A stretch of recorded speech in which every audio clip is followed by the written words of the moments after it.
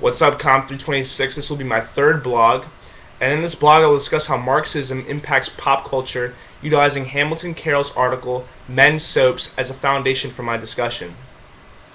I will touch upon three important issues in my blog. First, I will discuss how viewer identification and disillusionment has made the television show American Chopper so popular. Second, I will analyze how the two characters in the show, Senior and Paulie, find themselves in a Marxist-type work conflict. Finally, I will analyze how the American dream and paradigm shifts led to the popularity of the show.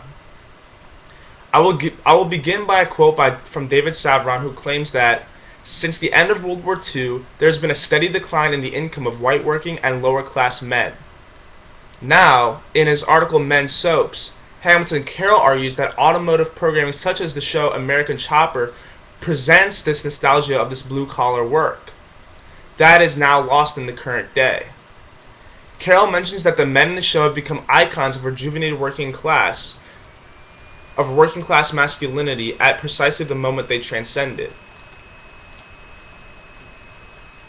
Now, I believe that the Toodles have become so popular because of viewer identification.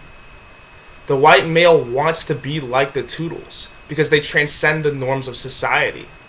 The blue-collar worker is not nearly as influential as they were before World War II, as the quote said before. Now that we're in the information age, their influence is dwindling even more.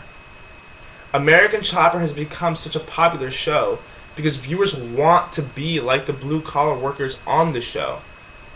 Let me use a more popular example.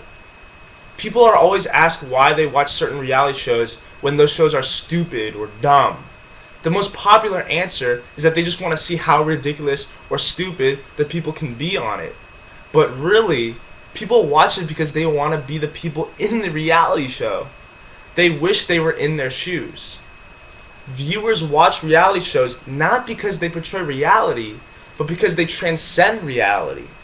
In the case of the American Chopper television show, viewers are disillusioned into thinking that what the Toodles have is attainable, when in reality, it's simply not.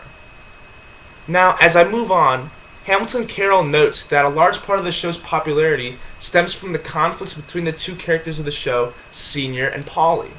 Carroll mentions that Paulie's work is seen as feminine and bourgeois, as he spends a lot of time on the creative aspect of the work, while Senior's work is more deadline-oriented, more quantifiable. Now, we can start seeing how Senior's work ethic compares to Marxism, while Paulie has a much less Marxist work ethic. It's understandable now how conflict occurs between the two. Senior wants to do as much work in as little time as possible, while Paulie wants to take his time, but he'll get less done.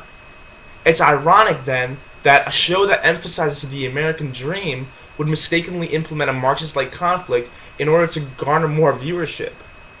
However, recalling my last blog, this could have been done on purpose in order to provide more viewership potential to the show, as Rowling implemented contradictions in Harry Potter with the same motive.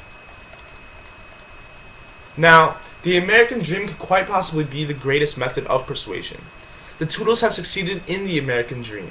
Heck, they own a successful chop shop. It really doesn't get any more American than that, does it? The American dream is something that everyone can be influenced by because we all want to be successful. I can think of a multitude of popular reality shows that portray this American dream. Shows like American Idol, America's Got Talent. These shows are all about the American dream and the stories leading up to it. We all want to achieve the Toodles' success and shift our own paradigm. Watching how they did it is, if the show's popularity is any testament, step one.